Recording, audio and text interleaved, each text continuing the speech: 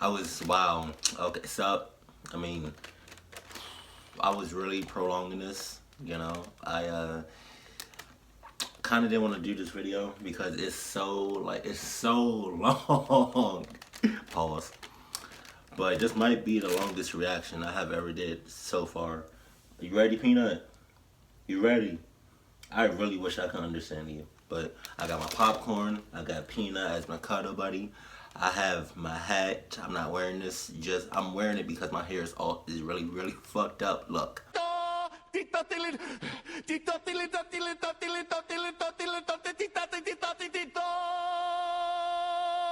Preparing the...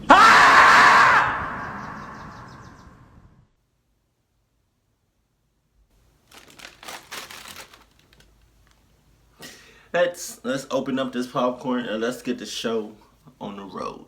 Okay. I can never open this shit right though. Wait. Is this how you... That's how you open the bitch. It's like these little tears. Where is it? It's like these little tears that come with it. I've eaten about I don't know, like 4 or 5 of these, and I just realized that I can just... Wow. Okay. Peanut, back the fuck up. You want one? Nope. Oh shit. Okay.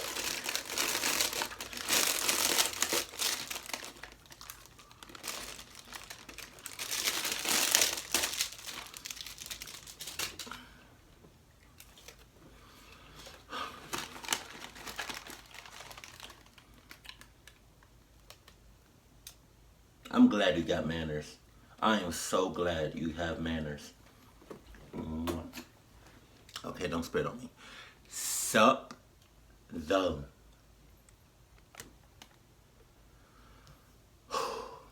Toyota. What? I was looking for a car to buy for my son for his 18th birthday. Right. I was searching all the typical car websites, cars.com, eBay Motors. They were all overpriced as expected. Craigslist was the only place to find an actual deal. About a week into my search, I found an '03 Toyota Camry. It had 67,000 miles, no accidents, no damage, and good condition for only $3,500. This seemed like a steal for such a reliable car with such low mileage. Right. The seller lived about 10 miles from me, which was a reasonable drive. He got some... I mean, I know this is like animated, but like he got some green ass eyes. God damn, his shit is really fucking beautiful. That's all I'm saying. Just, you know. When looking for a car, I gave him a call to set up a time to come check it out. The man sounded normal on the phone. He assured me that there were absolutely no problems with the car. He introduced himself as Bob. I brought along $3,500 in cash, even though I planned on wiggling down the price as much as possible. Right. I pulled up the dirt road to Bob's property about 15 minutes early. It was a tiny little house with a decent-sized property, only because I was a bit far from the nearest neighbors.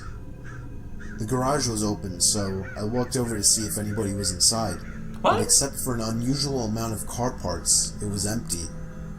The car was nowhere in sight. The only car on the property was an old pickup truck. I feel like you're fucking up. I went over to the front door to check the house numbers. It was the right address. The doorbell button was missing, so I knocked on the front door. I knocked for exactly 5 minutes before deciding to give the man a call. Okay. So I dialed his number and I heard the sound of a cell phone ringing from inside the house. Right.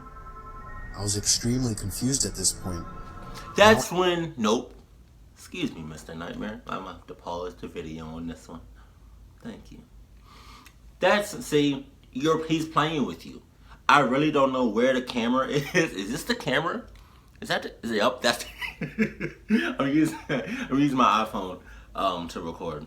But, alright, that's the camera. I really don't know. Like, he's playing with you. You have to know this. Right? You've never been here before. You don't know this guy. Right? And you knock on the door about 5 minutes, give or take. Right? You call it, and you hear it ringing from the inside.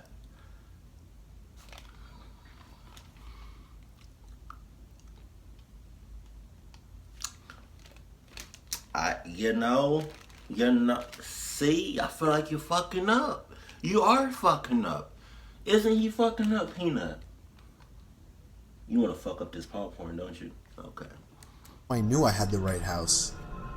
I didn't understand why, if he was home, why he wasn't answering. Because he bullshitting. I decided I had to take a peek through one of the windows to see if anybody was inside. Peering through the glass, I couldn't really see much as it was pretty dark inside the house. I saw a very old-fashioned dining room set, but across from that, I saw somebody standing at the back door of the house, staring outside. Okay. I figured that must have been Bob, so I knocked on the window, but he didn't even move. There was no gate or anything to the backyard. It was just a wide open yard, since this wasn't a rural area. I simply walked around the house to the backyard. I didn't understand how he couldn't hear me. When I got to the back door, I made a shocking realization. The figure standing by the door was a taxidermied human being. I ran straight back the way I came and back to my car. Thank you. I looked up one last time before driving off. The blinds to the window I had peeked into had been shut, but I could see two of the blinds bent open. Somebody was at that window watching me. You can probably guess I had the gas pedal to the floor the whole way home. No shit. The whole situation still makes no sense.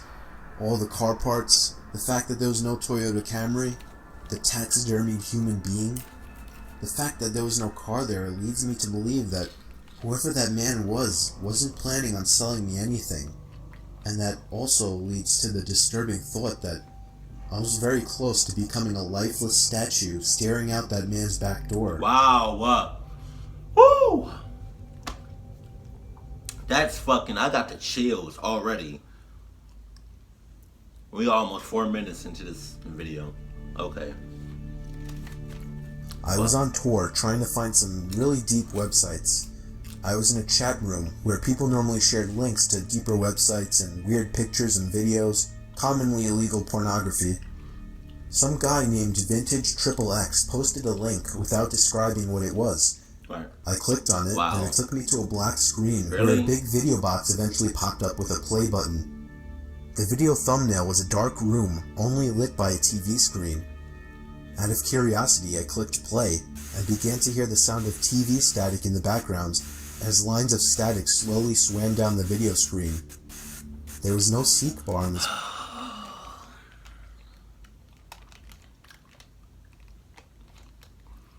I don't, wow, okay, we starting early with this. We starting real early with the bullshit. Like, okay. I don't click on links unless somebody gives me a very detailed, doesn't have to be that detailed, just detailed enough for me to click on the bitch. I'm not about to click on a unknown link that I have no business, right, going to, but, you know, I need some sort of information about what the link is before I click on it. I'm not just gonna, that's how you get viruses, you know? That's how people get you, hack into your shit. That's how people fuck up all your shit by one simple link. You know how many people like sent me links in my email? In my DMs? Without no, even Snapchat, without no description, no info, no anything. They just give me a link. I'm not, no, you're apparently you don't know me well. So, nope. No thank you. Let's get back to it. Video. Then I noticed something slowly begin to emerge from behind the wall. It was a figure dressed in all black with some kind of black mask on as well. Oh, fuck. I started to suspect it was a jump scare video, and I thought I was right when the figure leaped out and ran to the screen in less than a second. It still got me, even though I was expecting it, but then it got strange. The person had their face in front of the screen, slowly moving around as if he could see me and was observing me. Then I heard a crackly, demonic voice say something. It came from the video. It repeated itself, and I could make the phrase out to be, Ask me something.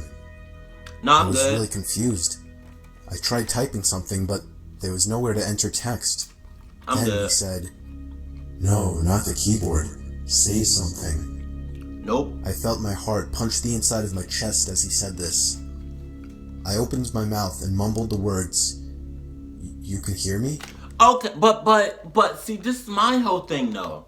If you feel deep down in your heart, right, that something is off, something is, something don't seem right, right, and you fucking shaking, and like this guy in front of the computer screen, his fucking eyeballs are fucking shaking. If you feel something isn't right, why the fuck would you go ahead with it? Huh? Really? That's like me.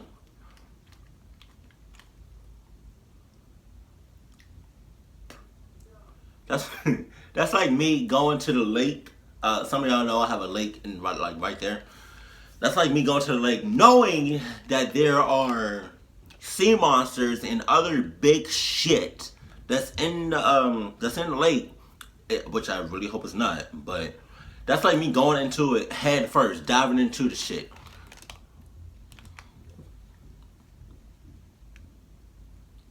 Why? Just why? Why? Why, bitch? It responded with, "Yes." I was uncomfortable now. Oh. I thought it was a video. Oh. I pressed pause, but it didn't do anything. Oh, I know. He said, "Don't try to leave. I want to talk." I tried moving the mouse to the exit button, but the mouse was frozen. Of In course. fact, none of the keys were responding on my keyboard. Just walk away. There was a long moment of silence before my webcam began flashing as if it were on, and my face popped up on the screen. "There, I got a picture of you now. Now just hang on while I get your address, and then we can meet." The fuck you talking I about? started to panic, smashing every key on the keyboard, spazzing the mouse, but it did nothing. I had my finger on the power button, but it also didn't do anything. The computer wouldn't turn off. Throw the The bitch. voice was saying crazy things like, "You're stuck here. I will find you. Don't even bother." I snatched the screwdriver sitting on my desk, unscrewed the 4 screws on the bottom of my laptop, and took out the battery. The computer finally turned off. I was gasping for air as if I just ran a marathon. My heart was pounding 5 times as fast as it should have. I have since left my laptop off after that, and have resorted to using my desktop as my main computer. I'm sure by now nothing will happen. He definitely didn't have enough time to get my address. Who the fuck? But I really hope that was that kid. And truth be It told, was very hold common. on. Just wait a minute. Hold on. Truth be told, I wouldn't, after that, if I was to ever have like something like that ever happen to me, I pray to God that doesn't happen. But if something like that ever happens to me, I probably wouldn't be comfortable using any type of computer, laptop.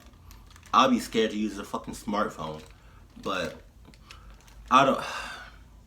Damn.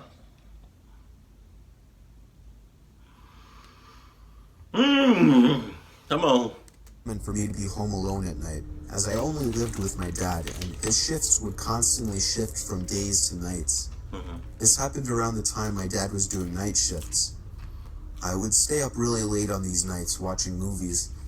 It's always taken me a long time to fall asleep, so after turning off the TV to go to sleep, I probably laid there for a good half hour. Then, I heard a toy fall over in my toy closet. It was nothing too suspicious, but it still creeped me out. But then, the doorknob to my closet started to wiggle, until finally unlocking the door. I hid under my covers, not making a sound. You really think that's It my was help? strangely quiet for a good 2 minutes, so I finally peeked my head out of the covers. There was a figure standing next to my bed, looking down at me. I screamed at the top of my lungs and began hugging the wall behind me. The figure looked out the window and then just walked away out of the room. I stayed in that position for like an hour before checking if he was really gone. The front door was left wide open, so it seemed he had left. I didn't get a minute of sleep that night. God damn! Look at his eyes. I mean, I'll be like that This too. story's from the point of view of a 16-year-old girl. I used to have a boy living next door to me that was obsessed with me. Right. His name was Joey. Every time I would go outside, Joey would come outside as well, as if he were watching me through his windows, waiting for me. He is. He was 17 and very weird, and he didn't seem to have any friends, as he was always home. Fucking creep. I tried to give every sign possible that I didn't like this guy, but he wouldn't get the message. So I had to finally just tell him one day that I don't like him and to leave me alone. Right. The look on his face that day is something that won't leave me. It was the kind of angry look a toddler gives their parents when they can't have a toy. Coming from a 17-year-old, that's much more disturbing. Well, that shit sounded very... Oh, I would... Okay. Okay. I think I get it now. I think these are... Call me stupid. Because I know some of y'all think, but... Are some of these videos from... Like, obviously, it's Mr. Nightmare's like voice. Oh... I get it. I got it. Duh. These are just animated videos from his store. Oh. Okay.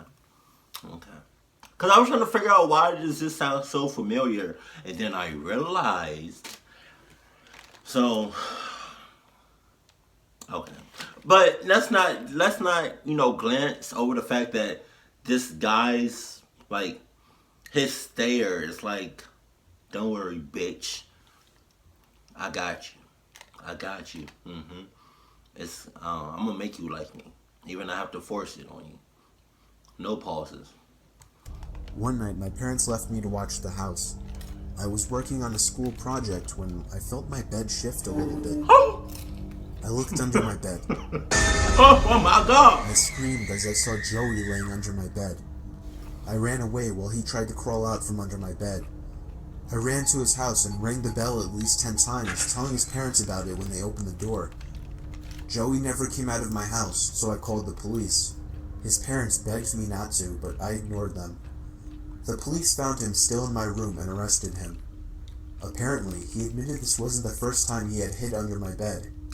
They also found pictures of me scattered across his room. The most disturbing one was of me sleeping, and it was taken from inside my room.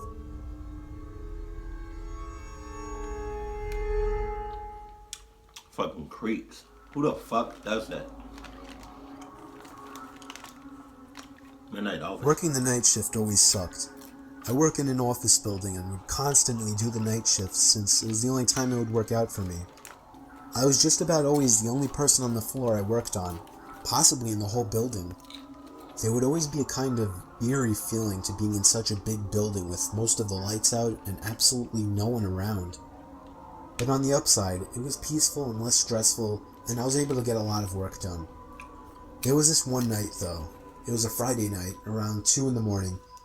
I was typing away on my keyboard when I heard a noise from outside my cubicle. No, you didn't. It sounded like just a random crack from the walls or something. It's unusual in this building, but I didn't get too concerned about it. I resumed typing away and was once again interrupted by a sound. This time, the sound of a computer starting up. It caught me off guard. I was sure nobody else was working the night shift. I stood up on my chair to get a view over the cubicle walls. The glare of a computer screen in the dark was visible in a cubicle on the opposite side of the room. Just stay there. Then I did something stupid, something I regret. I asked if there was anybody there in a yell, hoping to get an answer from a fellow employee. Why do people But do instead, that? I saw the glaring light of the computer monitor across the room turn off, and there was once again nothing but darkness on that side of the room. I started getting nervous. I turned off the lamp and computer screen so that I wouldn't give away my position to whoever that was. That's a bit too late, right? I crouched down and tiptoed out across to a nearby cubicle. There was just utter silence. I sat waiting for something to happen for God knows how long, but I eventually decided the coast was clear. I tiptoed down past all the cubicles until I reached the opening near the exit door to the stairs and elevators, and that's when I realized that my fearful suspicion was true. There was a man crouched down behind a plant in the corner of the room, dressed in all black. I felt my heart sink as I noticed him, but it didn't seem like he knew that I noticed him. I turned back to the stairway door. There was no way I was going to wait for the elevator and take a chance. I casually opened the door and closed it behind me, proceeding to walk down the stairs. After making it down about 2 flights of stairs, I heard the door above me push open aggressively, followed by manic, echoing footsteps coming fast down the stairs. I raced down the stairs, running as fast as I could, all while the footsteps above me were getting louder. I finally made it to the first floor, raced through the lobby, and out the front door. Whoever was in there didn't follow me. I immediately called the cops, along with one of my bosses. My boss said no one was scheduled to work except for me. The cops scanned the place from top to bottom. There was no one in there. Of course. I couldn't help them out with any description other than he was wearing all black. I did continue to do the night shift for about a week after that, with my boss allowing me to lock all possible entrances to the floor, including the elevators. But I still wasn't comfortable with it, so ever since, I've been doing the day shifts. Wow, the fucking day shift is bright as fuck. There was no lights during the night shift. The night shift, that was one of Drake's and Future songs, I think. Or was it just Drake? I don't know. But did y'all realize that? During the night shift, it was dark as fuck in that office. No lights except for the computer screen. That's it. That's it. Once that computer screen goes off, it's complete darkness. No thank you. The fuck? What? And why would I be the only one scheduled to work that night? What? Are you crazy? What the fuck is wrong with you? Bruh, your boss is on that bullshit, for real. Why the fuck he can't do it? Shit. Like, fuck. Wow, man. Shit. Oh.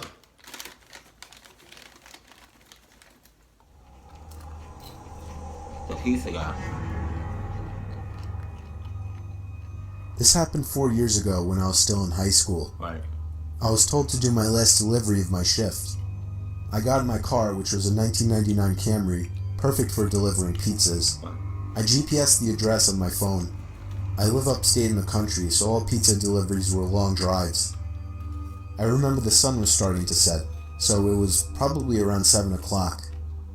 I'd say after a good 15 minutes of driving through the foresty dirt roads, my GPS said I had arrived. It was an old little cottage-like house made almost entirely of wood. It was sitting all by itself in the middle of absolutely nothing but forest. The lawn was completely unkept, as the grass was almost at knee height. I was used to this kind of thing, so I didn't think much of it. I took the pizza to the front door. There was no doorbell, so I knocked loudly on the door. Within 10 seconds, I heard the sound of footsteps hitting wood on the inside of the house. The footsteps made it to the door and stopped. I started to feel uneasy. I got the feeling that I was being watched.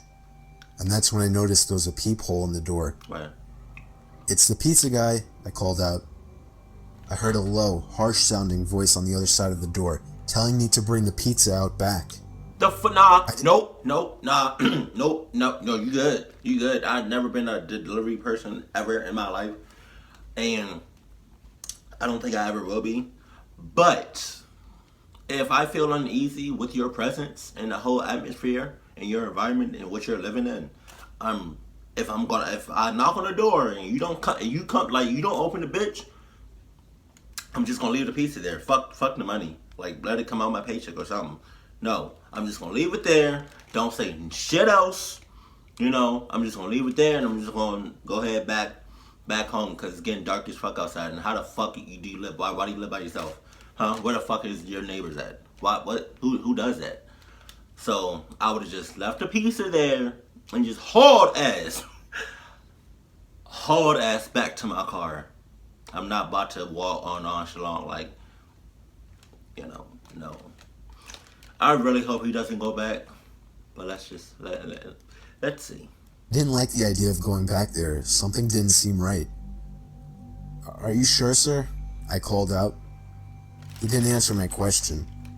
The sound of footsteps didn't move away from the door, so I had the feeling he was still watching me.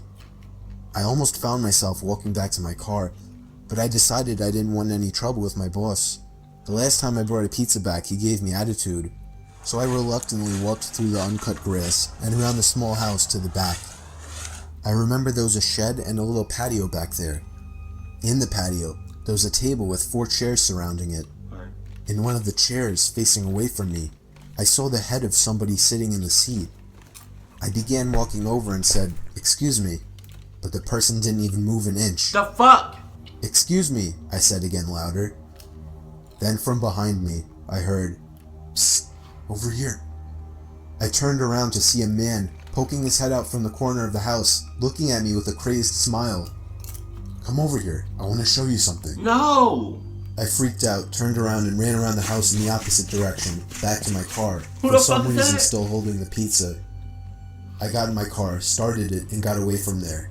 Who is that? On my way back to the pizzeria, I pulled over to the side of the road and called the police. Eventually, I was informed that there was no sign of anybody having been in that house for a long time. That's a goddamn lie. I quit my delivery job a few days after that. I have no idea what would have happened to me had I gone up to that man, but to this day, I still wish I just turned my head to see who or what was sitting in that patio chair.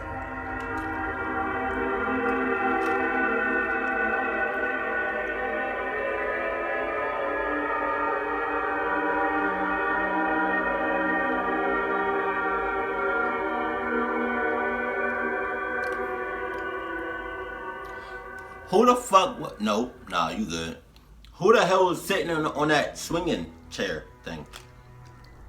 What the hell? It was during a blizzard in Valley Stream. I was getting paid $250 to watch some couple's kid while they went away for the weekend. His name was Matthew. This took place on the first night, which was a Friday night. Matthew was already supposedly asleep, while I was in the living room watching a movie. I got a knock at the door and looked at the clock. It was close to midnight. There was no way I was opening it. Right. Not even 10 seconds later, I heard the sound of 2 or 3 men angrily banging on the door, telling me to open up. I felt like my heart was about to stop. I took a peek through the blinds, and there was somebody standing right on the other side of the window. Oh, shit! I fell back in fear, and after managing to get back on my feet, I ran to the kitchen phone first thing to call the police. They said because of the weather, it could take a while for an officer to get here. I was told to take the child and hide somewhere until an officer arrived. They wanted to keep me on the line, but I wasn't thinking clearly in the heat of the moment and hung up. However, it wasn't until I ran through the living room that I realized the banging had stopped. I took a second peek through the living room window. Nobody was there now. I heard the sound of glass shattering from a few rooms over. My knees started to feel weak as I realized they had just broken the window and were about to climb into the house. I had to run and get Matthew. I couldn't just leave without him. Of course, when I got upstairs, there was no time left to run back downstairs, as I already heard footsteps and laughter coming from downstairs. I covered Matthew's mouth with my hand as I ran with him into his toy closet. A few minutes dragged on to what felt like half an hour as we sat there in the dark closet. I need a cuddle, buddy. Matthew began to squeal as footsteps on the carpet reached the outside of his bedroom door. There was more than one person. They came inside. There weren't many places to hide in this room. I was actually reflecting on my whole life, so sure I was gonna die. We heard the sound of a police siren outside, even from in the closet, and then I heard one of the men in the room mutter, "Oh shit." I opened the door back up as I heard at least 3 pairs of footsteps hurriedly rushing down the stairs. They didn't get far, as the police later found their footprints in the backyard, leading to our shed. There were 5 men in total, and they were all arrested.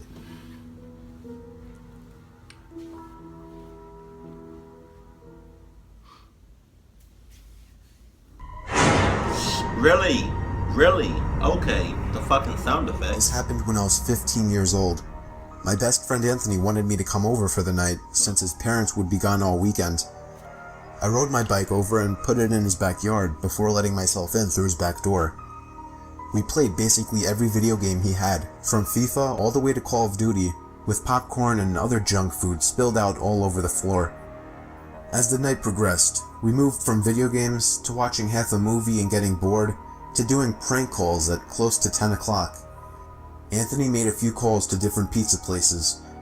When it was my turn, I just dialed a few random numbers in hopes to get someone at their house. On, say, my fourth attempt, I finally reached somebody. A guy with a deep and rough voice picked up, answering with a yeah instead of a hello. I remember this. Anthony's laughing in the background made me stumble with my words mid-sentence, ultimately cracking up into laughter. I had never done a prank call, so I sucked at it. The guy on the other end was silent. I regained a straight face and tried to continue with the call. It went something like this. Sir, would it be alright if I borrowed one of the wheels from your car? What's your name, kid? My name is Bob. Really? You sure it's not Anthony? That's that shit. That's that shit. It hit me like a brick. Oh yeah. I looked up at Anthony, whose face was noticeably full of fear. I hung up the phone, not wanting to be on the line with whoever that was for another second. Anthony, who the hell was that? I asked him. Bitch, I don't know. I don't know, he told me. Does your caller ID info display your name or something? Nope. No, it shows my dad's name. We hopped on the computer and did some research, trying to figure out how it was possible to get someone's name through their phone number. It didn't make sense how he could get Anthony's name so quickly. He was way too young at the time to be on any of those personal information sharing websites. We ended up asking a question on Yahoo Answers, since no one had a similar experience. The question turned up no answers. I suggested he call his dad, but he said he wasn't supposed to have anybody over for the weekend, so he didn't want to call. We planned on sleeping in the living room, so we just resumed watching the movie that we hadn't finished from earlier. Right after the phone call had left my mind, me and Anthony looked at each other when we heard his front storm door opening, and then the doorknob to the front door began to turn. It only was able to turn about halfway before the lock restricted it. Anthony turned off the TV, and I went over to the window to see who it was. I spread the blinds open. There was a tall guy standing outside. He noticed the blinds moving, and turned to look at me. Oh, shit, I practically threw the blinds back into place. Me and Anthony hid in the kitchen, listening for any more noises. We heard the sound of the gate to the backyard opening, as it was right outside the kitchen window. God damn it, I said. I forgot to shut the back door. Anthony urged me to run and shut it. I made it to the hallway leading to his back door, and froze. There was a silhouette standing outside the back door. I don't think he noticed me, but he was surely looking into the house. Run, bitch. He opened the door and stepped inside. Step the fuck. I tiptoed to the kitchen and motioned for Anthony to follow me upstairs. We made it to his room as quietly as possible, pulling the door shut to avoid making any noise. We crawled under his bed. He had cloth covering the bottom of his bed, so you couldn't see anything under it unless you actually moved the cloth. The doors downstairs all opened, each one getting closer to the stairs. Thumps finally began up the stairs, and he was right outside the door now. The door to the room opened. I could hear Anthony's breathing. It was too loud. Footsteps moved over to the closet, and then the closet opened. I could hear the coat hangers being slid around as the fabric of the jackets and coats rubbed against each other. Footsteps moved over to the bed and stopped. I felt like my heart was about to explode out of my chest. Shut the fuck. Anthony's breathing was too loud. I had to cover his mouth with my hand. Nothing but silence in the room now. We laid still for so long, I almost thought he wasn't even in the room anymore. But I moved my hand away from Anthony's mouth and whispered in his ear, "You think we can make a run for it?" you think you shut the fuck up? He was about to answer, when the most disturbing, memory-haunting scream I'd ever heard filled my ears as Anthony was seemingly dragged out from under the bed. I I called out and saw him struggling with the man. I desperately looked around for anything to use as a weapon. I settled with a screwdriver sitting on his nightstand. I hurried over to the man and drove the screwdriver into his back. He let go of Anthony as he let out a scream of agony, giving us time to get the hell out of the house. Running onto the road would give away our position too easily. It would take too long to make it to his neighbor's house. We dove for the tree line in the woods and took cover behind a bush, watching the house. The back door opened as the man stepped outside, looking around the backyard. He then looked out to the woods. I felt his eyes pass me as he scanned through the tree line. It seemed that it was too dark for him to see us. Then, he turned his head back in our direction. I ducked behind the bush. "Joe, he's coming." "What?" "Dude, get up, we gotta run." He was right. The man was approaching us fast. How could he have seen us? We ran through the woods with the leaves crunching under us, giving away our position. When Anthony tripped over something, I crouched down with him, hoping we had run far enough. Not even 20 seconds later, oncoming footsteps from the direction we were running from came fast. They slowed down only 2 trees away from us, as we lay face down in the leaves. Moments later, the footsteps take off in another direction. We waited until we could no longer hear them, and took off back in the direction of the house. While running, over the sound of leaves crushing and my heavy breathing, I could swear I heard leaves crushing from behind us. We made it back to his backyard, into his house, and this time remembering to shut the back door. We were now able to call the police. Anthony stayed on the line with them, while I patrolled the back windows, making sure nobody was out there. It was so dark though, I couldn't see anything. So I did something that seems stupid today. I turned on his backyard lights, and immediately in the distance, over by the woods, I saw him, standing in front of a big tree. He turned off back into the woods and disappeared out of sight. That was the last time me or Anthony ever saw him. I would be lying if I told you we heard the occasional knocks at our windows or something cliche. No, that was it. 5 years have passed and nothing has happened. Do I wonder if it was somehow linked to the prank call? Maybe. Does it make sense? Not really. But yeah, this was the story of how me and my still best friend Anthony almost died during a break-in. Were y'all bullshitting? Maybe. Yeah. Fucking... Man. The honeymoon. Ah, shit. Me and my wife were on our honeymoon in Hawaii. We were on the island of Oahu, sitting on the beach. My wife got up to go to the bathroom, and when she got back, she told me that there was a creepy man watching her walk into the bathroom, and when she tried to walk out, he blocked her path. She only got away because there were 2 other people walking into the bathroom, so he got out of the way. I asked her what the man looked like, and she looked over, but unfortunately, she said he was gone. Our hotel was walking distance from the beach, so... Whoa. See, now I feel like you're playing. Judging about the time, the couple of seconds, she looked directly at him because he paused right in front of her view, like her walkway, because 2 other people were coming. So you mean to tell me you didn't look? I saw you look at him. And you didn't. Oh my goodness! He didn't. What the? I feel like people be playing too much for real. Like, what the fuck is going on with you all, huh? What the hell y'all doing out here? You know exactly what he looks like, unless his whole shit was covered up. You know, why couldn't you tell him?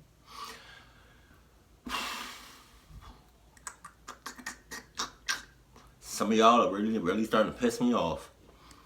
Got back quickly, but we made sure to report the man to a police officer we saw walking on the beach, and then we washed up before going out to eat.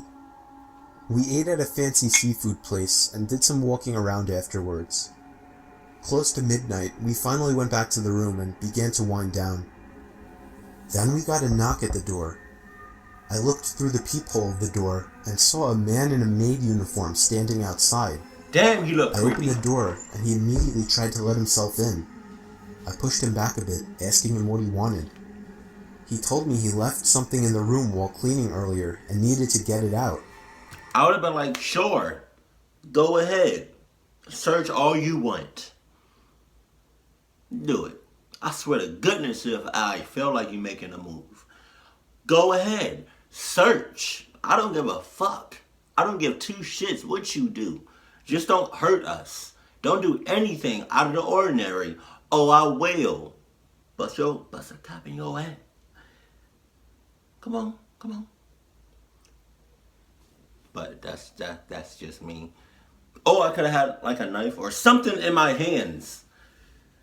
So he already looks creepy. Like, what the fuck? The only thing, we left the do not disturb sign on the door all day. Then I noticed he was making eye contact with my wife. My wife then screamed, "That's the man." I didn't understand at first, but it was too late for that. The man had already lunged at me, holding my throat with one hand while reaching behind himself with another. He pulled out a knife and started swinging at me, and if it weren't for my wife coming over and smashing his face with the lamp, I would have been as good as dead. The commotion drew out all the inhabitants of the neighboring rooms. One of the women started freaking out and screaming, making the situation worse. We called the police, and so did the hotel. It turned into a huge, horrible scene, but we were just happy to be alive. We were questioned when the police arrived, and some of the other people around us claimed to have witnessed it all. We still don't know what kind of intentions this guy had, but if I had to guess, I would say he wanted to get to my wife. He must have been one very dumb person to think he would get away with something like this in such a public building. Some people are idiots. That's all I'm saying. My back is fucking killing me. Late night delivery. Here we go. I'll never forget this night. The pizza place I worked at was about to close, and I was getting ready to go home when the phone rang. I was working the counter alone that night, so I was taking calls. I picked up the phone. There was complete silence, so I hung up. Okay. About a minute later, the phone rings again, so I pick up again. Still silence. I was about to hang up again when I heard the very weak and cold voice of an old woman on the other end. She said she wanted a regular pie delivered. I remained polite on the phone, but on the inside I was screaming. I just wanted to get home and end my shift. I called out to my boss that somebody is requesting a delivery. He told me I had to go. I was upset at first, but I realized it's another tip, and the old ones usually tip the most, so I decided it was okay. I took down the address and told her I would be there soon, but she had already hung up. I thought that was rude, but I ignored it and yelled to the chef that I needed one regular. That's one sign. My boss told me to just go home after the delivery as the place would be closed. So a little before 10 o'clock, I got in my car and put the address into my GPS. The house was 7 miles away. The GPS took me to the quiet side of town. I arrived to the house. It was a small, one-floor house on a very quiet and empty block. Why do all these houses gotta be creepy? You can't live in a nice suburban area with lights and all of that good stuff, neighbors and stuff like that, in a nice looking house. You can't. What's like? Come on, no.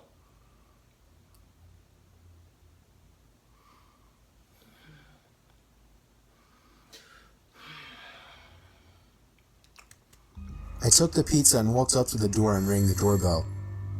There were no lights on in the house. I hoped that she hadn't given me the wrong address. I rang the doorbell again. There was still no answer. I was about to give up when I turned my head and saw somebody standing at the window. I got a little freaked out and backed up at first, but I eventually got closer to the window to see the person. It was an old woman, probably in her late 70s. She was just staring at me with a blank expression. She old as hell. I yelled to her through the glass that I had her pizza.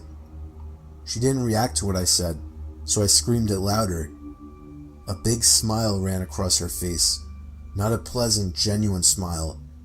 It was a smile that sent chills down my spine. I still remember that exact face she made through the window. I decided that I was freaked out enough and got back to my car and set the pizza in the passenger seat. I had to text my boss about this. I shot him a quick text and started my car, ready to get the hell away. I looked to my right to get one more look, to see the woman standing right outside my passenger side window, giving me the same stare she had given me before. I put my car in drive and floored it down the street, not looking back. My boss never made me do a late night delivery again. Hey, that's what's up. Your boss is a real MVP. No, not really. Cause he let you go out late at night, probably like 5 minutes before y'all close. You got me fucking trick or treat. Oh, I remember this. Trick or treat, bitch. It was Halloween night of 2007, freshman year in high school, and I was with my friends, Ivan, Ryan, and Jesse. We were all dressed as the Super Mario characters.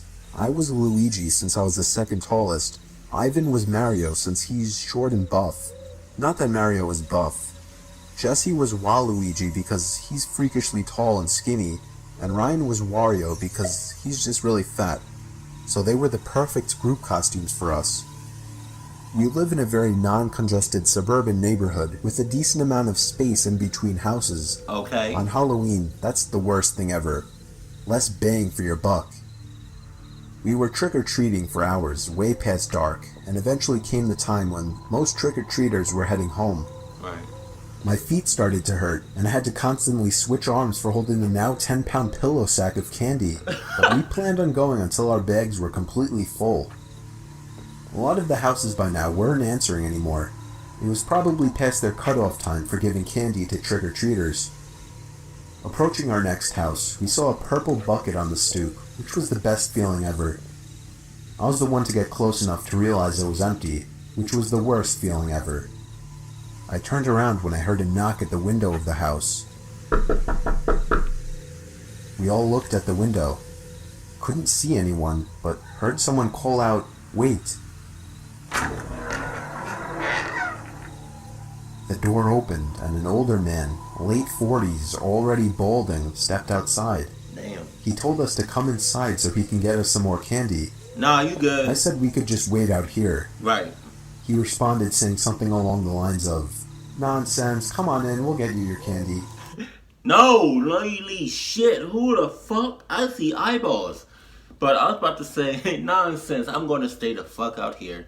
Please, just, you don't even have to hand me the candy nicely. You just throw the bitch at me, I'm just going to stay out here where it's nice and safe and where people can see me.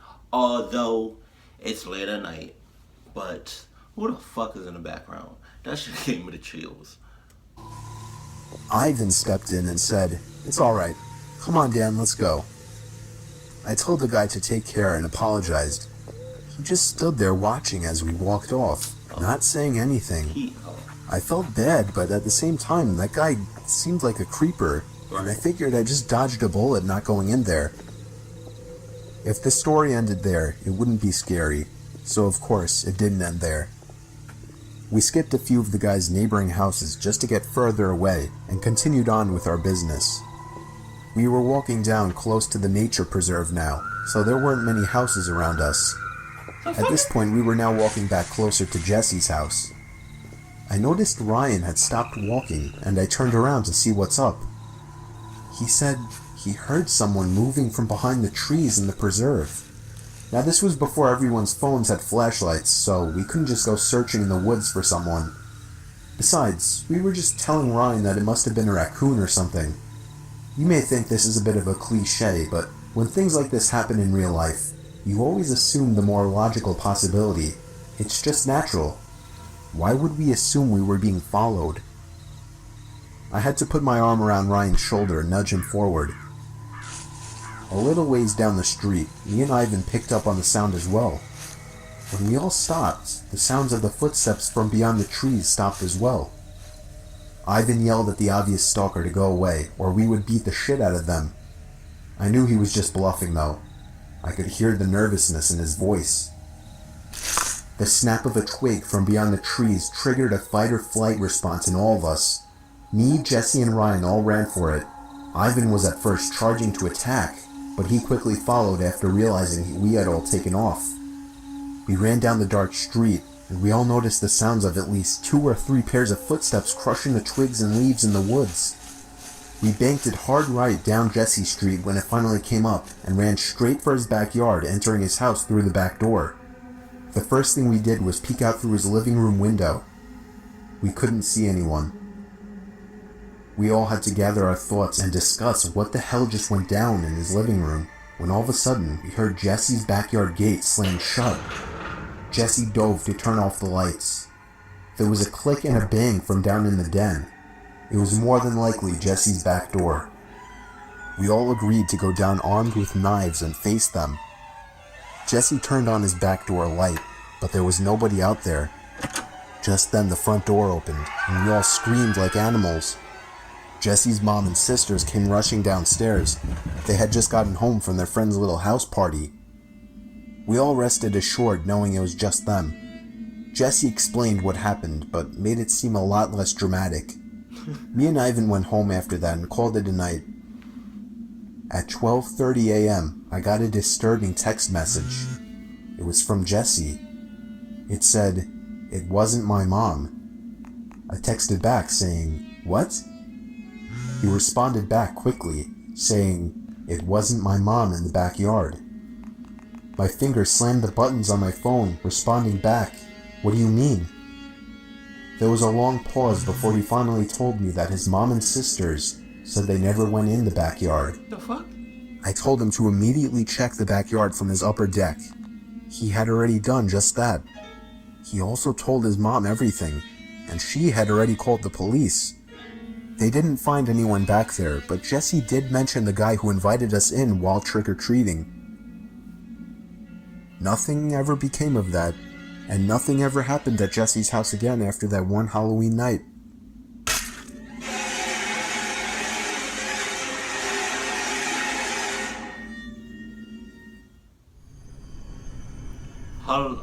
What? You can see some weird things when you're tired, but the thing about this story, I wasn't tired.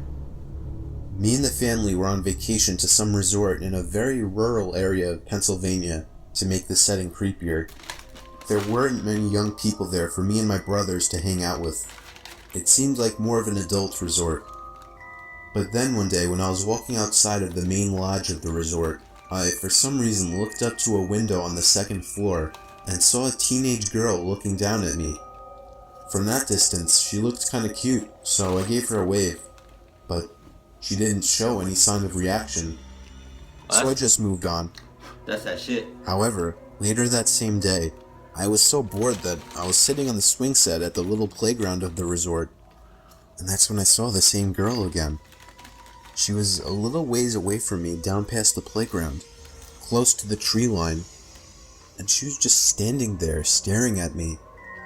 Being a teenage guy, my hormones controlled my body, and so I got off the swing and began walking over to her. Right. As I started getting closer to her, I realized she wasn't as cute as I thought she was. There was something about her face that just gave off a creepy vibe. I can't put my finger on it, but if I had to say, I think it would have to do with her eyes and her mouth. I'd say once I got about halfway over to her, she turned around completely and ran into the woods. Don't follow her. And I mean she full on ran into the woods. Don't follow her. I stopped in my tracks, completely turned off. This girl seemed like a freaky stalker. Right. I didn't see her the rest of our stay at the resort. During the car ride home, miles and miles away from the resort, I was thinking about her. How maybe if I followed her into the woods, I could have gotten laid. The fuck? Even though there was something off about her face. But then what I saw next made me feel like my heart dropped into my stomach. Looking down ahead, I saw the same girl standing by the tree line on the side of the highway. Wait a minute. Oh, no, you didn't. Nope. Just floored. I'll be right back. I don't know what the fuck I just ate in here, but I'm not gonna eat the rest of that no more tonight. Nah, I'm gonna throw that away. I tasted something. I'll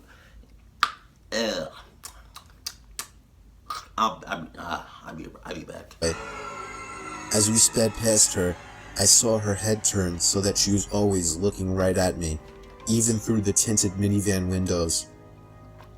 I asked my parents if they saw her, and they just responded, "Saw who?" Oh no, bitch. Soon afterwards, I accepted that it was all in my head, and that the girl was never even there.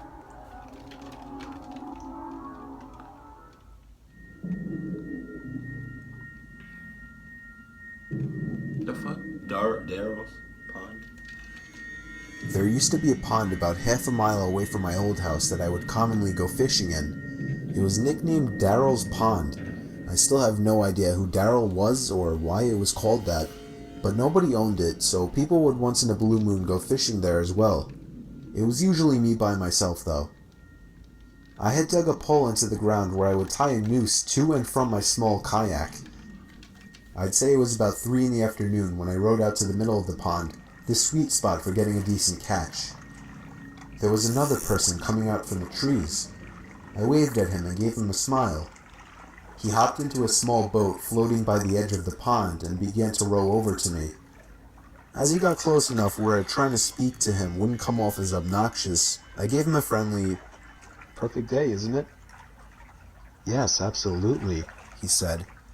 He didn't say anything after that, and I started to feel a bit awkward, as if I were obligated to keep some kind of conversation rolling now. "So, you come out here to throw some lines?" I asked. "No, I don't actually fish."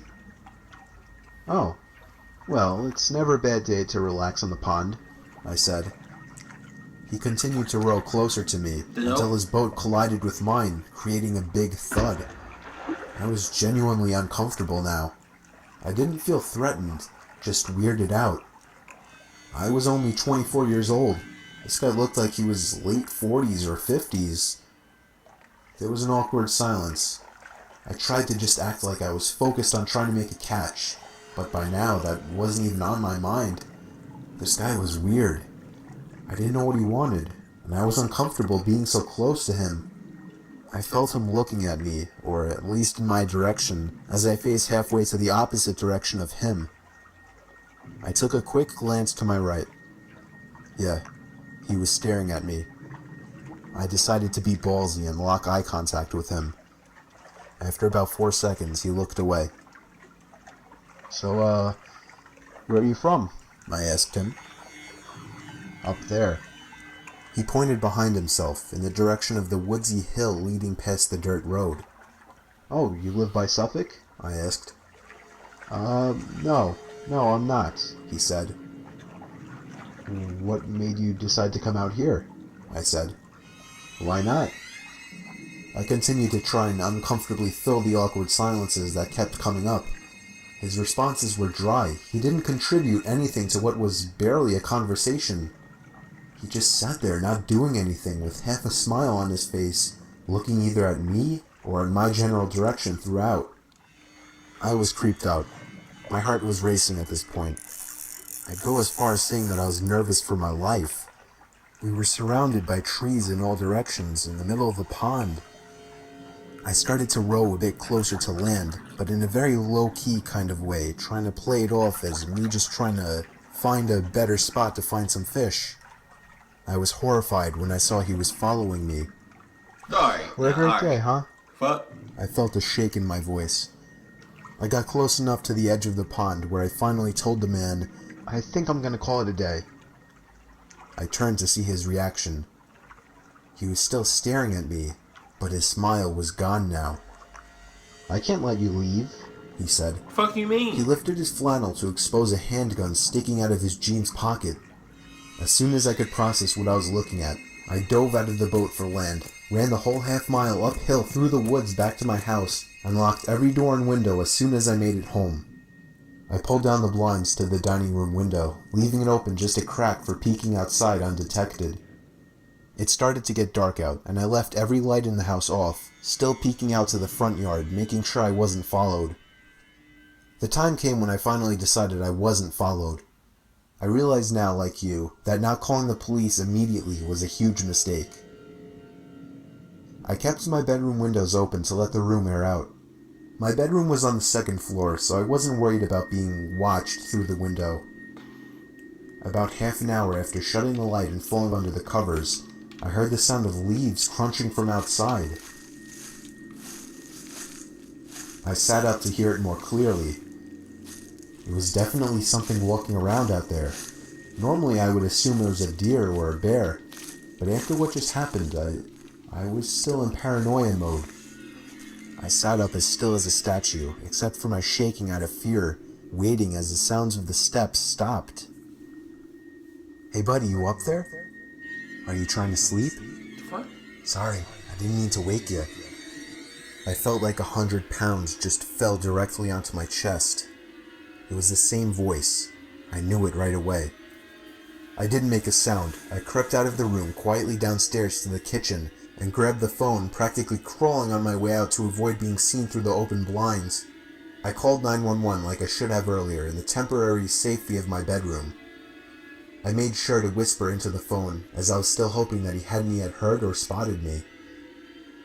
20 minutes felt like an hour as I sat behind my bed, waiting for the police to arrive in constant fear that I would hear glass breaking from downstairs, or a thud on the back door, or even just a voice again from down below my window outside. The police did a thorough investigation of the property in nearby woods, turning up nothing. They suggested I stay with a friend or a family member for a few days, and so I did. I never heard from or saw the man again, but I still moved a month later. I couldn't deal with the constant fear and paranoia of being watched through my windows. I feel much more comfortable fishing out by the bay now.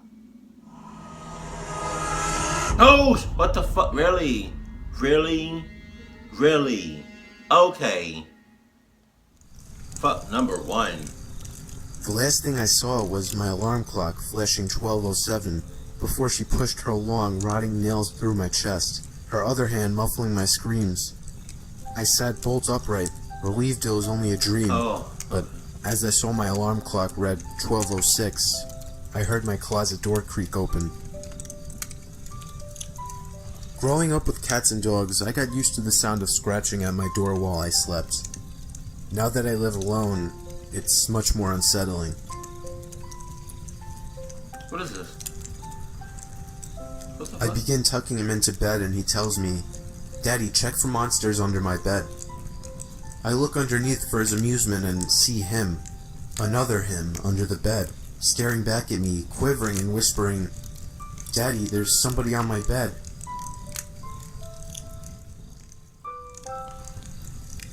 I always thought my cat had a staring problem. She always seemed fixated on my face, until one day when I realized that she was always looking just behind me. Oh.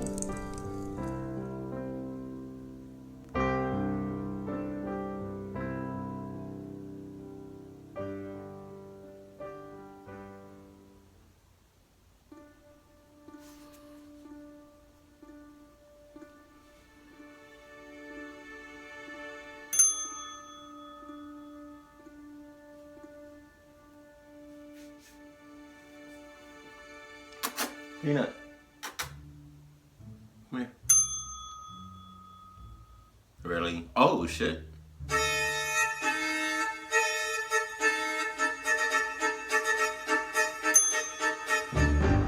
Yeah. Okay. Yeah, I got that one.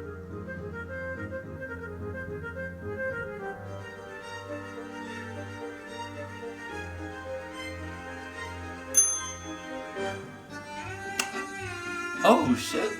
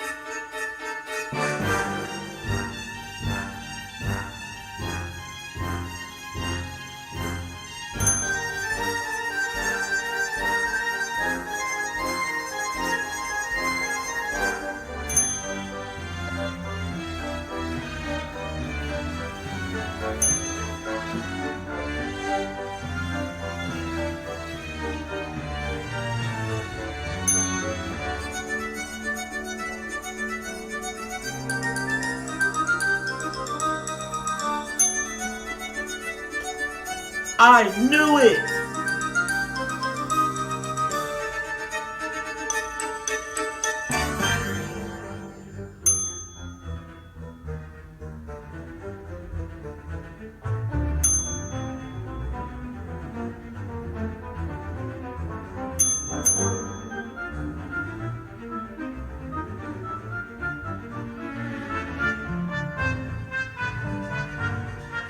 correction.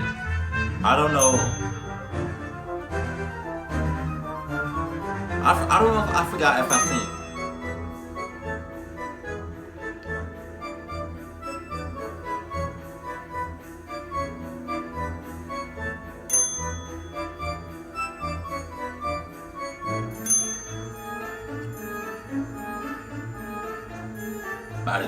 I missed that one. Okay. I like that.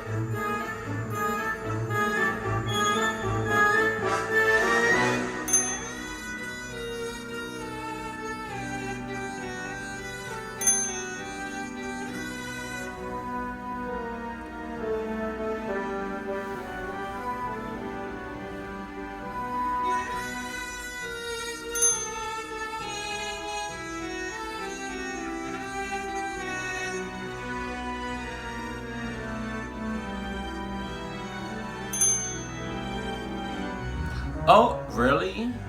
Huh. Okay.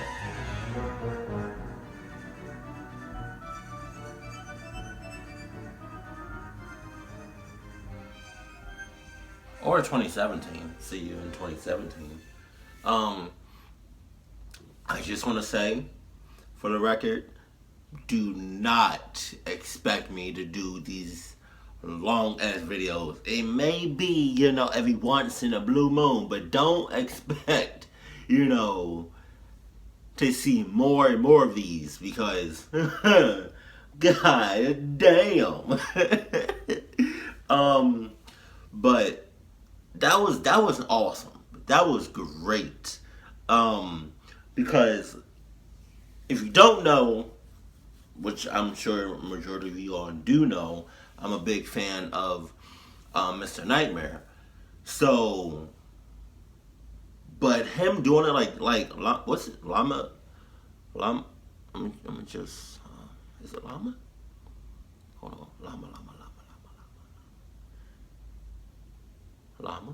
Llama. Where you at, llama? Is it llama? Llama.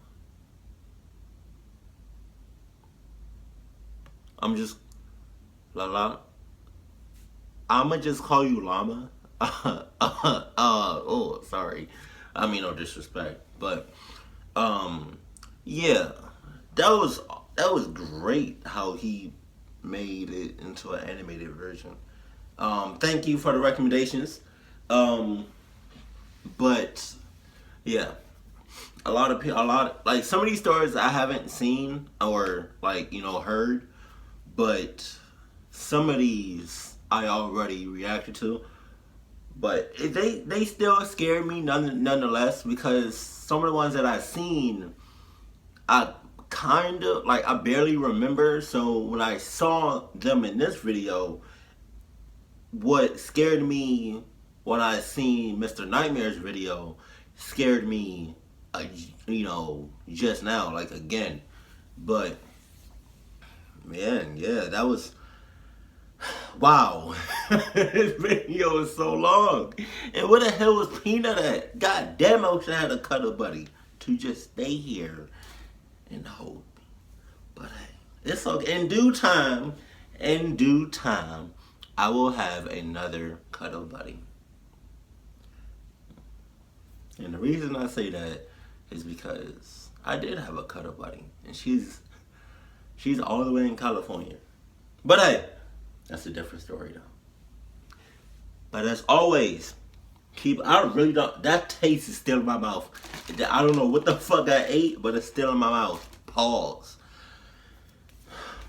Hey, if anybody follows me on Instagram, I still got that baseball. Yeah, just, bow. I found this a while ago, but I still got it. If you remember, if you follow me on Facebook. If you follow me on Instagram, shouts out #baseball for anyone that knows, that knows about this. But keep it cool as always. Keep it classy and I love you. Stay happy, my family.